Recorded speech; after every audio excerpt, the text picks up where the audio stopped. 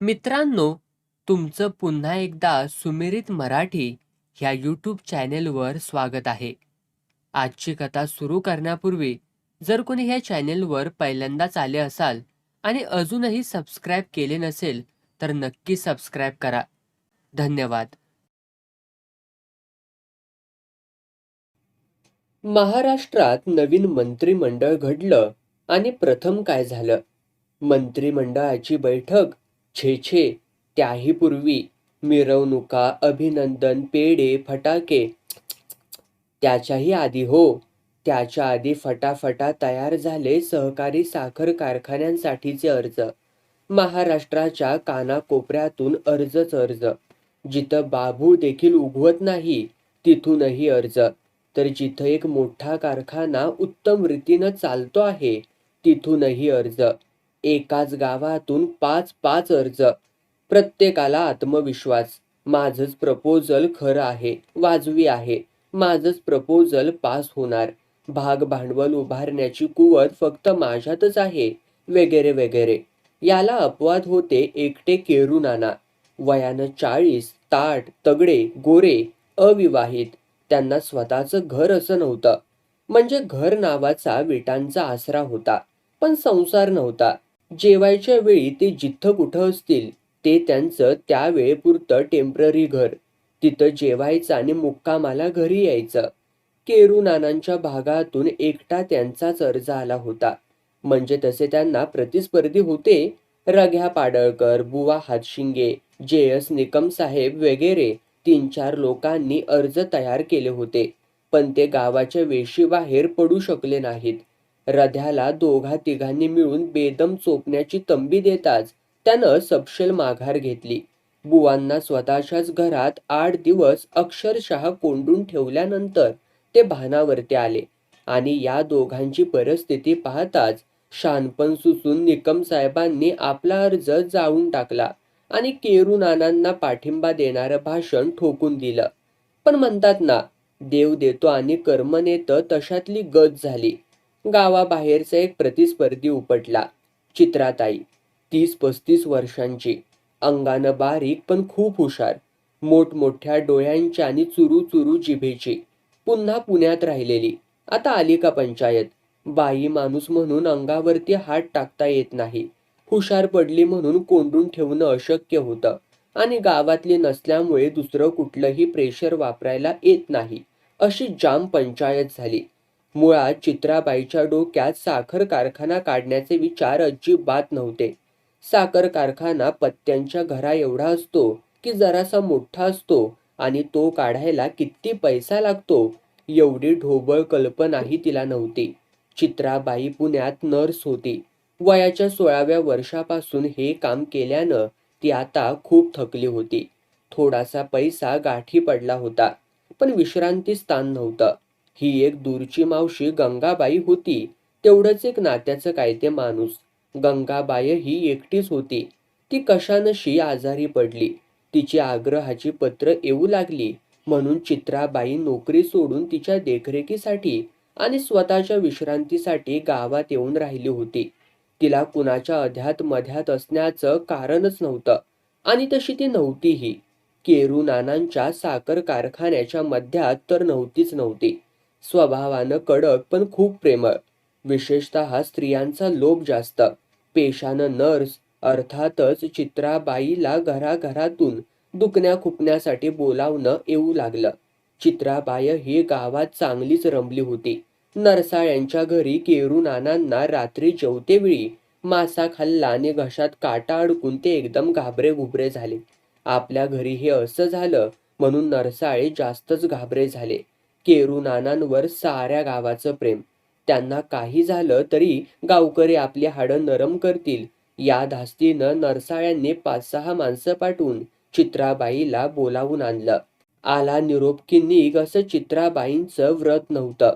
पुरुष जातीचा तिला फारसा चांगला अनुभव नव्हता. त्यामुळे फक्त स्त्री रोग्यांचीच ती दखल घेत होती. तिची ही सवय माहीत असल्यामुळे तिला बोलवायला गेलेल्या चतुर माणसांनी नरसाळ्यांच्या माईला काहीतरी झालंय असं वाटतंय असं मोघम बोलून ठेवलं होतं. म्हणजे चित्राबाई तर यावी, पण खोटं बोलण्याचं पापही लागायला नको. नरसाळ्यांच्या माईला तपासण्याच्या मानसिक तयारीनं चित्राबाई येते काय आणि एक तगडा देखणा पुरुष पेशंट तिला दिसतो काय. आजारी नसलेला पुन्हा. केरू नाना अधूनमधून जरासे खोकत होते फक्त आणि पुढ्यात ठेवलेले केळ्याचे तुकडे गिळीत मानेवरून हात फिरवीत होते, एवढंच काय ते. ही काही आजारपणाची लक्षणं नव्हती. हा लाळघोटेपणाचाच प्रकार असावा असं वाटून चित्राबाई मनातल्या मनात संतापली, पण घाबरली नाही. कुणाला मूल व्हायचं हितं. केरू नानांकडे कुस्त्रीत नजर टाकत तिनं खणखणीत सवाल केला. केरू नाना एकदम घाबरे झाले आणि खोकू लागले. केरू नानांच्या घशात माशाचा काटा गेलाय हो, नरसाळे उत्तरले. ते काढणं माझं काम नाही. त्यांना डॉक्टरकडेच न्या, नाहीतर मोठ्या हॉस्पिटलात न्या. चित्राबाई गरजली. मला काहीही झालेलं नाही. या बाई तर मला सामने नकोतच नको. कुणी आणलं यांना? द्या पाठवून परत त्यांच्या घरला. केरू नाना आवेगानं ओरडले. मग हलकीशी किंचाळी मारून मान चोळू लागले. बाईंना मी आणलंय. तो काटा माझ्या घरातला आहे. जिम्मेदारी माझी आहे. मी ती पुरी करणार. तुम्ही तोंड उघडा आणि बाई, तुम्ही तो काटा पहिला बाहेर काढा. आत लोटा हवं तर. आमचं काही एक म्हणणं नाही. नरड्यातून निघाला म्हणजे झालं. नरसाळ्यांचं भाष्य झालं. सॉरी, मी पुरुष पेशंट घेत नसते. मुळात मी पेशंटच घेत नसते. मी नोकरी सोडलेली आहे. ब्रह्मदेवाचा बाप सुद्धा माझ्यावर प्रेशर टाकू शकणार नाही. पदर खोचून चित्राबाई दाराकडे वळल्या. एक उसळी मारून नरसाळ्यांनी दाराला आतून कडी घातली आणि तिथं 2 माणसं उभी केली. हाताशी नर्स असताना यहकश्चित काटा काढून घेण्यासाठी या रात्रीच्या वेळी शहरातल्या हॉस्पिटलमध्ये जाण्याचा त्यांचा मुळीच इरादा नव्हता. नरसाळ्या, मी सांगतोय. केरू नानांनीही विरोध करून पाहिला, पण काट्याची टोच जाणवल्यामुळे ते पुन्हा घाबरे झाले. अरे बघताय काय? व्हा पुढे, धरा हात, तोंड उघडा. बाई, गपकन काटा काढा पाहू. नरसाळे म्हणाले. सर्कशीतला माणूस वाघाचा जबडा उघडून धरतो तसाच काहीसा त्यांचा अवतार दिसत होता त्यावेळी. यावेळी फारशी खळखळ करण्यात हशील नाही हे चित्राबाई उमजली. पिशवीतून तिनं एक बारीकसा चिमटा बाहेर काढला आणि केरू नानांच्या जबड्यातून काटा अलग केला. काटा निघताच केरू नानांना विलक्षण सौख्य प्राप्त झालं. त्यांचा विरोध उकळत्या पाण्यात पडलेल्या साखरेसारखा विरघळून गेला. मन कृतज्ञतेनं डुंबून वर आलं आणि त्या भरात चित्राबाईचा हात धरून ते म्हणाले, थँक्यू बाई, थँक्यू. आता मला उरलेलं जेवण संपवता येईल हो. असा रागीट उद्गार काढून केरू नानांच्या घशातून काढलेला काटा त्यांच्याच हाताला टोचून चित्राबाई बाहेर निघून गेली. हे प्रकरण घडलं नरसाळ्यांमुळे, पण चित्राबाईनं राग धरला केरू नानांचाच. 2च दिवसात तिने एक प्रपोजल तयार केलं. प्रपोजल ही कसलं? निव्वळ बायकांचं. केवळ महाराष्ट्रातलाच नव्हे तर संपूर्ण जगातला पहिला आणि एकमेव असा स्त्रियांचा साखर कारखाना. या कारखान्याला प्रचंड प्रतिसाद मिळणार. भाग भांडवलही चटकन गोळा होणार. बायकांच्या अंगाखांद्यावरती दागिन्यांच्या रूपानं ते असतंच. या विचाराचं सारा गाव धास्तावला. भाऊ, देशात बायकांचं राज्य आलं आहे हे खरं, पण आपल्या गावात नको. एवढ्या मोठ्या प्रमाणावरती तर नकोच नको. साखर कारखाना जर बायकांच्या तावडीत गेला तर पुढचं विचारूच नका हो. आमचे हाल कुत्रा खाणार नाही. या बायका नटून थटून मोटारीत बसून फिरतील, दिल्लीच्या वाऱ्या करतील, दार्जिलिंगापासून कन्याकुमारी पर्यंतच्या गावात मिटिंगा घेतील आणि आपल्या हाती राहील नुसतीच सायकल. तर काय, नरसाळ्यानं ही भलतीच आफत ओढावून घेतली. जेवायला मुळात मासा करायचाच तरी कशाला? केला समजा तर त्याचे काटे बाजूला काढून ठेवावे की नाही शिजण्यापूर्वी. त्या फटाकड्या बाईला काटा काढायला बोलावून आणलं. बाई नुसती पिसाळून गेली आहे, पिसाळून. म्हणूनच शहाणी माणसं राजकारणात मला अमुक तमुक मिळालं असं समजून आनंद करीत नाहीत कधी. कॉम्पिटिशन नाही म्हणून केरू नाना नाचत होते. ही आली कॉम्पिटिशन बाईची. सारं गाव बोलू लागलं. चौकात याच गोष्टीची चर्चा सुरू झाली. उभ्या जन्मात माशाला तोंड म्हणून लावणार नाही. सगळं कसं शिस्तीत एका लाईनीत चाललं होतं. तिथं हा नसता फाटा फुटला. व्यतीत होऊन केरू नानांनी बोलून दाखवलं. केरू नाना, आता मागचं पाहू नका हो, पुढचं बोला. राजकारणातलं सूत्रच आहे ते आपलं. तुम्ही जरा तोंडबिंड धुवून पावडर बिवडर लावा जरा. रेशमी झब्बा घाला आणि बाईवरती थोडा मस्का मारा. दुसरीकडे मन वळवा तिचं. भात सडायचा कारखाना काढ म्हणावं, नाहीतर शिवणकामाचं यंत्र काढ. केरूनानांच्या मित्रमंडळींनी त्यांच्या मनात भरवून दिलं. केरूनानांना ही कल्पना आवडली. स्वतःच्या केशभूषेकडे त्यांचं कधीच लक्ष नसे, म्हणून तर मित्रवर्गाकडून त्यांना तोंड धुण्याचा सल्ला आला होता. पण आता त्यांनी रेशमी झब्बा, पावडर वगैरे सर्व सोपास्कार तर केलेच, शिवाय गळ्यात एक सोन्याची साखळीही धारण केली. ज्या माणसाला चुरलेले जाडे भरडे कपडे घालून गळा चोळीत बसलेलं चित्राबाईनं पाहिलं, तो आता अचानक नवरदेवासारखा नटून थटून भेट घेण्यासाठी घरी आलेला पाहताच चित्राबाईंच्या संतापात आणखीनच भर पडली. पण प्रदीर्घ काल नर्सची नोकरी केल्यामुळे रागाला मुरड घालण्याचं तंत्र तिला चांगलं अवगत झालं होतं. तिने ते कसोशीनं पाळलं. बसा, ती म्हणाली. या बाजूनं जात होतो म्हटलं तुमची भेट घ्यावी, आभार मानावेत, केरूनाना म्हणाले. हात धरून झालाच आभार मानण्यासाठी, आता वेगळं काय करणार आहात? चित्राबाईंचं मन चित्कारलं. त्याची काही गरज नाही. अजिबात स्मित न करता करड्या आवाजात चित्राबाई म्हणाली. एवढ्यावरच संभाषण आवर्त घेऊन केरूनानांना तिनं वाटेला लावलं असतं. पण एवढ्यात म्हातारी गंगूबाई दुधाचा कप घेऊन लगालगा बाहेर आली आणि चित्राबाईच्या कटवण्याला सुरुंग लागले. केरूनाना खुर्चीत आरामात बसले. अगदी चवीचवीनं दुधाचा एक एक एक एक घोट घेत आपली असली नसलेली जादू चित्राबाईवरती पसरवण्याचा प्रयत्न करू लागले. बाईच्या हातात और कला आहे. सारं गाव वाखाणणी करतंय. खरं की नाही हो गंगूबाई? बाईंसाठी आम्ही एक हॉस्पिटलच काढून देणार आहोत आता. आमचा साखर कारखाना झाल्यावर येईलच ते आपोआप, चित्राबाई म्हणाली. कारखाना केव्हा येणार? त्याच्या पुढे हॉस्पिटल केव्हा येणार? टू लेट होईल. त्यापेक्षा आत्ताच जर आपण हॉस्पिटलसाठी प्रयत्न केले तर. आपण? चित्राबाईनं भुवया उंचावल्या. म्हणजे साऱ्या गावानं हो. केरूनानांनी स्वतःला सावरून घेतलं. पण त्यांना आता घाम फुटू लागला होता. गावानं काय वाटेल ते करावं. नुसतं हॉस्पिटलच का? कॉलेज, पॉलिटेक्निक, गायींचं केंद्र, कोंबड्यांच्या खाण्यांचं केंद्र, द्राक्षांचं संशोधन केंद्र वगैरे सगळं मागा. पण आम्हा बायकांना आमचा साखर कारखाना पाहिजे. चित्राबाईनं जाम खडसावलं. केरूनानांनी एका दमात दूध पिऊन टाकलं आणि ते उठले. या बाईपाशी आपली डाळ काही शिजणार नाही हे ते समजून चुकले. तसं त्यांनी मित्रवर्गाला सांगून देखील टाकलं. बाई एकदम हुशार, बिलकुल काळा पत्थर. डोकं फोडून जीव दिला तरी वश व्हायची नाही.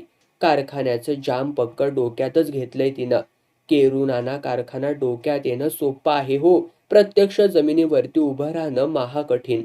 प्रपोजल पुढे खेचता खेचताच बाई दमून आउट होईल. मित्रांनी केरूनानांची समजूत घातली. एक दिवस शुभमुहूर्तावरती प्रपोजल पुढं रेटण्यासाठी केरूनाना मुंबईमध्ये दाखल झाले. संबंधित अधिकाऱ्यांच्या त्यांनी भेटी घेतल्या. हा कारखाना हितच का व्हायला पाहिजे, तो प्रत्यक्षात उतरवणं केवळ आपल्याच हाती कसं आहे व तो अस्तित्वात आल्यानं महाराष्ट्राचं कल्याण कसं होणार आहे, या विषयांची रेकॉर्ड त्यांनी लावली. मग ते मुख्यमंत्र्यांच्या भेटीसाठी वर्षावर गेले. तिथं चित्राबाई, चेहरा म्लान, डोळे ओढलेले. बाई, अहो तुम्ही कधी आलात इथे? 2 दिवस झाले. भेट झाली का? नाही ना, उशीर झाला यायला. मी राहायला मुलुंडला आहे. तिथून सकाळी 9ला इथं पोहोचणं कठीण पडतं. कशा येता? कशा म्हणजे? ग्रँड रोड पर्यंत रेल्वे, मग बस आणि पुढचा एवढा डोंगर चालून येते. टॅक्सी नाही का घ्यायची? चांगलं सांगताय. अशानं आमची साखर 30 रुपये किलोनं विकावी लागेल हो. तुम्ही टॅक्सीनंच फिरता की काय म्हणायचं? घेतो कधीमधी, पण स्वतःच्या खर्चानं. गावाहून एसटी घेतली का? तर हो, उभं राहून यावं लागलं इथपर्यंत. जाताना आम्ही एक सीट ठेवू वाटलं तर. एक मोटार पकडली. पाहू, मुख्यमंत्र्यांची भेट झाल्याशिवाय मुंबई सोडणार नाही. परगावात भेटलेली माणसं आपापलं वैर विसरून अघळ-पगळ गप्पा मारू लागतात तसं दोघांचं झालं. दोघांच्यातला स्पर्धेचा आणि कडवटपणाचा भाग जरासा आडबाजूला झाला. चित्राबाईला केव्हापासून तहान लागली होती. तो प्रश्न केरूनानांनी शिपायाकरवी पाणी मागून सोडवून दिला. तर केरूनानांची डोकेदुखी चित्राबाईनं दिलेली आयुर्वेदिक गोळी खाता चुटकी सरशी थांबली. कारखाना हा विषय सोडून आणि केरू नानांच्या व स्वतःच्या मध्ये चातुर्यानं आपली जाडजूड पर्स ठेवून चित्राबाई अघळ-पघळ संभाषण करू लागल्या. अर्ध्या तासात दोघांना भेटीसाठी बोलावून आलं. त्यांची प्रपोजल्स मुख्यमंत्र्यांपाशी रुजू झाली. दोघांचीही मुंबईतली महत्वाची कामं आटोपली. तुम्हाला आता मुलुंडला जायला पाहिजे का? नाही. माझं विंचवाचं बिऱ्हाड आहे. मग परतीची सोय करू का? हो, सीटचे पैसे घेऊन. केरू नानांनी चित्राबाईला एका स्त्री आमदाराच्या खोलीत स्थानापन्न केलं. मग ते त्यांनी मुकर्रर करून ठेवलेली मोटार घेऊन आले. वरती जाऊन त्यांनी चित्राबाईला मोटारीत बसण्याची विनंती केली. चित्राबाईनं मान डोलावून लिफ्टमध्ये प्रवेश केला. बाई सुखरूप खाली उतरली. असा लिफ्टमधनं नंतर हवाला दिला. पण खाली उतरल्या क्षणापासूनच बाई नाहीशी झाली एवढं मात्र खरं. केरू नाना वेड्यासारखे झाले. सारा आमदार निवास व लगतची दुकानं त्यांनी उलती पालती करून टाकली. पण नो बाई. अरे हे काय आहे काय? मोटार खाली सापडली का कुणी चोरून नेली म्हणायची का सुपरमन सारखी हवेत उडाली? केरू नाना नुसते वेड्यासारखे झाले. बाई विना त्यांनी मुंबई सोडलीच नसती. पण त्यांच्या सहप्रवाशांनी प्रसंगावधान राखून त्यांना मोटारीत कोंबून गावी आणलं म्हणून वेळ निभावली. आल्या आल्या पहिलं गंगाबाईचं घर केरू नानांनी गाठलं. बाई तिथंही नाही. ही काय भुताटकी झाली? बाई बाई बाई बाई. केरू नाना नुसते वेडे झाले वेडे. केरू नाना प्रपोजलचं काय हो? मुख्यमंत्र्यांची भेट तरी झाली का? केरू नानांचं मित्रमंडळ त्यांच्या घरात झुंड करून विचारून गेलं. प्रपोजलचं काय घेऊन बसलात? आपली चित्राबाई नाहीशी झाली ते पहा. 5व्या मजल्यावरती लिफ्टमध्ये बसली तेवढी शेवटची मी पाहिली. हे केरू नानांचं उत्तर. पुढील 4 दिवस केरू नाना नुसते हवालदिल. घटकेत थंडी वाजे तर घटकेत घाम येई. घटकेत तानेनं व्याकुळ होत तर घटकेत झोप उडून गरार्रा फेऱ्या मारू लागत.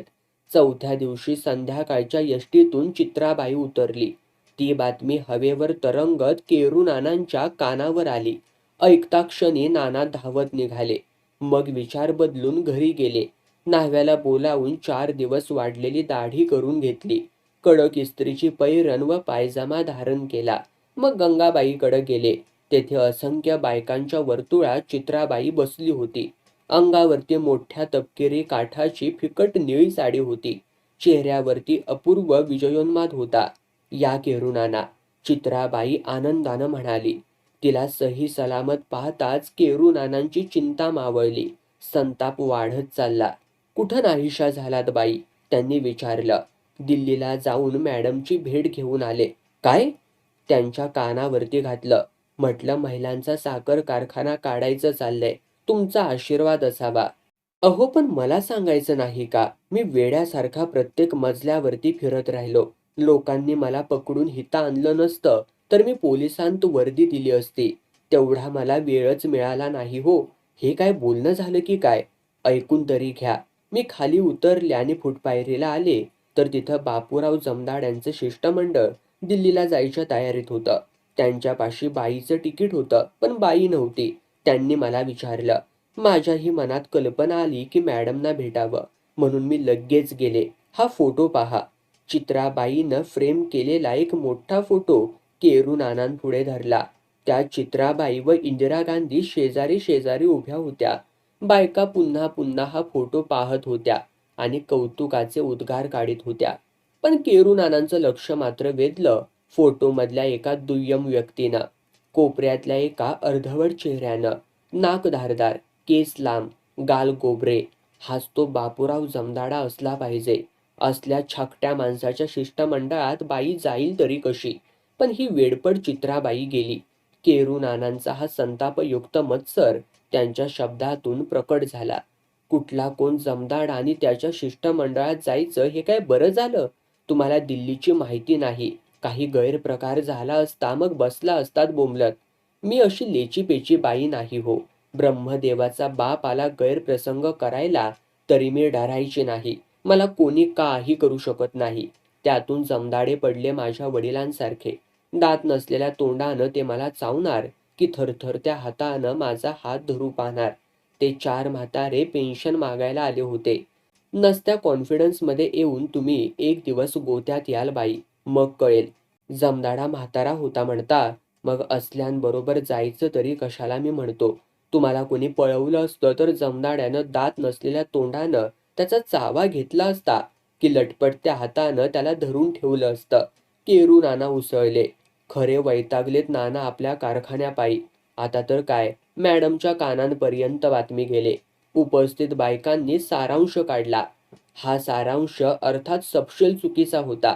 नाना कारखान्यापायी नव्हे तर मत्सर जागृत होऊनच वैतागले होते. कारखान्यापायी वैतागले दुसरे, विवाहित गावकरी. कारखान्याच्या प्रपोजलवर अद्याप कुणाचीही सही पडली नव्हती, तरी एक एक बाई कारखान्याची चेअरमन झाल्यासारखीच गावामध्ये वागू लागली होती. स्वतः नरसाळे मन चाहेल त्यावेळी जेवायला घरी येत. बरोबर वाटेल तेवढी माणसे आणीत. कुणाला जेवायचं आमंत्रण दिलेलं असलं तरी सावित्रीबाईला तसं सांगायला विसरून जात. घरात नोकर आहे की नाही, सावित्रीबाईंना ताप आला आहे की काय, किंवा ते जेवू इच्छितात तोपर्यंत घरात उपलब्ध आहे की नाही वगैरे क्षुल्लक गोष्टींकडे त्यांनी कधीही लक्ष दिलं नव्हतं. पण आता देणंच भाग झालं. सावित्रीबाईंनी भाग पाडलं. चित्राबाई मॅडमला भेटून परतल्या त्याच दिवसाची गोष्ट. नरसाळी 7 माणसं घेऊन घरी गेले. ताबडतोब पानं मांडण्याची आरोळी त्यांनी मारली. 2च मिनिटांत टेबलावरती येण्याची सावित्रीबाईंची प्रति आरोळी घरात घुमली. हे आखरीत कसं काय? 7 माणसांचा जादा स्वयंपाक इतक्या लवकर करून झाला? मित्रांसह वर्तमान नरसाळे टेबलापाशी गेले. टेबलावरती बुफे जेवण मांडलं होतं. वरणाचं बुडकुलं, भाताची तपेली, भाजीची बारकी कढई, थोड्याशा पोळ्या. नरसाळे चरकलेच. भाकरीसाठी थांबायचं का? पडेल आवाजात त्यांनी विचारलं. नाही. सखूबाई घरी गेली सगळं आवरून. सावित्रीबाईंची टरकावणी ऐकू आली.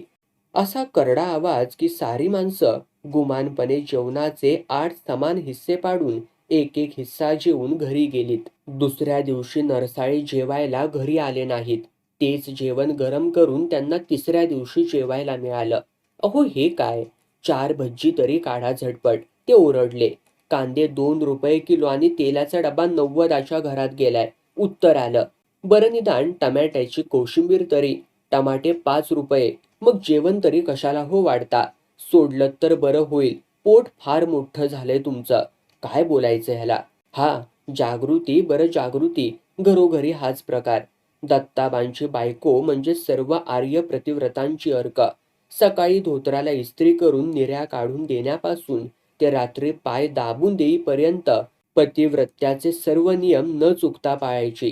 ती आता भल्या सकाळी स्वतः एक चांगली साडी नेसून बाहेर जाऊ लागली आणि संध्याकाळी दत्ताबांनंतर घरी येऊन स्वतःचे पाय पाण्याच्या बादलीत बुडवून बसू लागली. असा बदल होण्याचं कारण काय? तिला 1000 प्रकारच्या मीटिंगा आल्या. तासेरावांची बायको शेती सांभाळायची. तासेराव सफारी सूट घालून गावभर लुटू लुटू फिरायचे. बायकोनं त्यांना नोटीस मारली. तुम्ही माझ्याबरोबर काम करणार असाल तरच मी शेतीचं पाहीन, नाहीतर मी स्कूटरची ऑर्डर दिलीच म्हणून समजा. सर्वात जास्त अडचण झाली ती भाऊसाहेब रोकड्यांची. त्यांच्या रेवाबाईंचं मन एवढं विशाल की भाऊसाहेब इकडे तिकडे कुठं उठायला बसायला गेले तरी तिचं मन कधीही व्याकुळ व्हायचं नाही. उलट विनोदानं ती बोलून दाखवायची. जायनात का कुठं हवं तिथं, मुक्कामाला हिथं माझ्याकडंच येणारत. ती उडती पाखरं, आज या झाडावर तर उद्या त्या झाडावरती. त्यांचं काय मनावर घ्यायचं? पण आता तिनं एकदम कडक लक्ष्मीचाच अवतार धारण केला हो. भाऊसाहेबांचा पाठलाग करीत ती द्रौपदीबाईच्या घरापर्यंत गेली. तिचे केस धरून तिला ओढतच रस्त्यावरती आणलं. शिव्या घातल्या. घराची दारं लावून घेतली. भाऊसाहेबांना रात्रभर घराबाहेर ठेवलं. ते सकाळी चोरट्यासारखे घरात आले, पण त्यांना कोणी चहाही विचारिना. हर हर, ज्या भाऊसाहेबांनी आदल्या दिवसापर्यंत एकाच दिवसात 3-3, 4-4 बायकांचा पाहुणचार भोगला, त्यांच्यावरती आता 1 कप चहा देखील स्वहस्ते करण्याची किंवा हॉटेलात जाण्याची वेळ यावी ना. या परते दुर्दैव ते काय. एकेकाळी मोठ्या अभिमानानं आपल्या मित्रांना ते खिजवीत. आम्हाला जमतं ते तुम्हाला नाही जमायचं हो. तुमच्या मंडळींचा हात लाटण्याकडे किंवा केरसुनीकडे तेव्हाच वळेल. तेच आता पडेल आवाजात मित्रांना सांगू लागले. हिचं असं एकाएकी डोकं फिरायला काय झालं म्हणायचं. आणि असं डोकंही फिरवून घेणार होती तर आधी हिनं मला मोकाट सोडलाच तरी कशाला मी म्हणतो. द्रौपदीबाईंच्या बुचड्यातले 4 केस कमी झाल्याचं भाऊसाहेबांना दुःख नव्हतं. तिचा त्यांना कंटाळाच येत चालला होता. आयती कटकट गेली ते बरंच झालं होतं. पण अंसाबाईंशी त्यांची नवी ओळख झाली होती. तिच्यात त्यांना भलतंच स्वारस्य होतं. अंसाबाईला स्वारस्य नव्हतं असं नाही, पण ती दिसायला जरी उफाड्याची असली तरी मनानं अगदी कवळी काकडी होती. द्रौपदीसारखी आपली अवस्था होईल म्हणून घाबरत होती. आणि दुसऱ्याच दिवशी जेवायला यायचं भाऊसाहेबांना दिलेलं आमंत्रण तिनं कसलाही मुलाहिजा न बाळगता रद्द केलं होतं. भाऊसाहेब आमंत्रण कॅन्सल. जिथं मंडळी कंट्रोलमध्ये नाही तिथं मी वाऱ्याला सुद्धा उभी राहत नसते. No interest. माझा चेहरा बिरा काही डॅमेज झालं म्हणजे. पण भाऊसाहेब पडले बेरकी, महाबेरकी. त्यांचं सारं आयुष्य नाना प्रकारच्या अडचणींतून मार्ग काढण्यातच गेलं होतं. ते या अडचणीला काय जुमानतात. त्यांनी याही संकटावरती तोड काढली. ते उठले आणि केरू नानांकडे गेले. केरू नाना हवालदिल, दाढीचे खुंट वाढलेले, कपडे चुरगळलेले आणि मन उदास. कारखान्याचा विसर पडलेला. केरू नाना, चित्राबाईच्या कारखान्यामुळे गावावरती नसते संक्रांत ओढवले हो. काय? नुसतं ऐकताय काय? आणि मान काय डोलावताय बसून? तुम्हाला आमचे हाल काय कळणार म्हणा. तुम्ही ब्रह्मचारी पडलात. तुम्हाला कोण घराबाहेर ठेवतंय आणि कोण उपास घालतंय? कारखान्याचा पत्ता नाही तोवर हे एवढं. आणि जर उद्या कारखाना जर सँक्शन झाला तर आम्हाला गाडीला जुमतील ऊस वाहायला. हू काय? तेव्हा मी काय म्हणतो, आपण काहीतरी हातपाय हलवलेच पाहिजेत. आपल्याही कारखान्यात एक दमदार बाई असावी. ती अंसाबाई बरी आहे. इंग्रजीही बोलते आणि बायकांवरती तिचं वजनही पडेल. कसं? केरू नानांनी आकाशाकडे पाहत मान हलवली. आणि अशा रीतीनं अंसाबाई केरू नानांच्या संपदा सहकारी साखर कारखान्याची नियोजित कार्यवाहक झाली. हितवर भाऊसाहेबांचा प्लॅन काय तो यशस्वी झाला, पण पुढे अडकला. कार्यवाहक होता क्षणीच अंसाबाईला स्वर्ग 2 बोटं राहिल्यासारखं झालं. अपॉइंटमेंट, डायरी, मीटिंग असे शब्द तिच्या तोंडातून ऐकू येऊ लागले. भाऊसाहेबांना ती अपॉइंटमेंट खेरीज स्वतःला भेटूच देईना. घरात असली तरी मोलकरीण करवी. फाईल वाचताहेत, आता वेळ नाही, विश्रांती घेताहेत असली उत्तरं भाऊसाहेबांना मिळू लागली. या उलट केरू नानांच्या घरी ती दिवसातून 4-4दा हेलपाटे घालू लागली. प्रपोजल पास झालं की 1 जीप आणि 1 मोटार अर्जंट विकत घेऊन टाकावी लागेल. तसंच अल्कोहोलच्या कारखान्याचंही परमिट काढून टाकायचं. लोकांना राहायला घरं बांधायची. अंसाबाई मिनिटाला एक योजना तयार करायची. पण तिची खरी योजना काय ते वेगळीच होती. केरू नानांशी लग्नच करून टाकायचा निर्णय तिनं मनाशी घेऊन टाकला होता. नव्हे तर पक्का केला होता. हा निर्णय जरी अंसाबाईनं चित्राबाईला सांगितला नाही तरी तिला त्याचा सुगावा लागलाच. मॅडम बरोबरचा तिचा फोटो पाहताच केरू नानांची जी अवस्था झाली होती तशीच बरोबर तिची झाली. अंसाबाई, ही कोण बाई केरू नानांची सेक्रेटरी म्हणून आणली आहे? चित्राबाई बायकांना बोलून दाखवू लागली. काही विचारू नका. बाई एकदम बनेल आहे हो. केरू नानांना सांगत का नाही तसं? नको. केरू नानांच्याच नादी लागली आहे तेच बरं. का हो? नाहीतर आमच्या घरावरती नजर टाकायची. दुसरं काय? केरू नाना ब्रह्मचारी आहेत.